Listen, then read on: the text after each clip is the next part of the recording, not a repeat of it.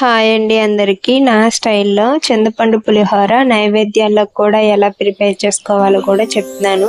Welcome to my channel. Video కనుక నచ్చినట్టయితే like చేసి సబ్స్క్రైబ్ చేయండి. ముందుగా ఒక బౌల్ తీసుకొని అందులోకి చింతపండు రసాన్ని ప్రిపేర్ చేసుకోవాలి.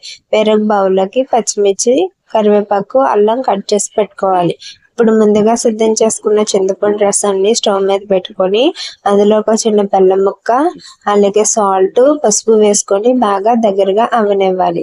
అలాగే వేరొక పానం పెట్టి అందులోకి ఆయిల్ వేసుకొని పలుకులు, మినపప్పు, ఆవాలు, శనగపప్పు వేసుకొని బాగా వేగనివ్వాలి. ఇప్పుడు ఎండుమిర్చిని కూడా వేసుకొని బాగా వేగనివ్వాలి. అలాగే కరివేపాకు కూడా వేసుకొని బాగా వేగనివ్వాలి. ఇవన్నీ బాగా వేగిన తర్వాత స్టవ్ ఆపి పక్కన పెట్టేసుకోవాలి. ఇప్పుడు చింతపండు రసం అనేది బాగా దగ్గరగా అవ్వింది కదా, దీన్ని కూడా స్టవ్ పక్కన పెట్టేసుకోవాలి. అన్నం అనేది బాగా మెత్తగా ఉండకూడదు, అలా అని బాగా పులుకులుగా ఉండకూడదు. మీడియంలో ఉంటే పులిహోరకు బాగా పనిచేస్తుంది.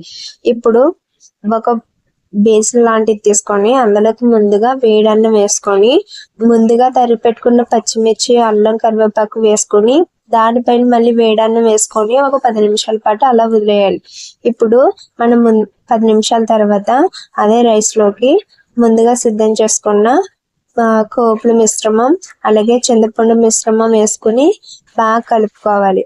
సాల్ట్ ఆల్రెడీ వేస్తాం కాబట్టి అవసరం లేదు. పులుపు కనుక సరిపోకపోతే నిమ్మకాయ కూడా పిండుకోవచ్చు.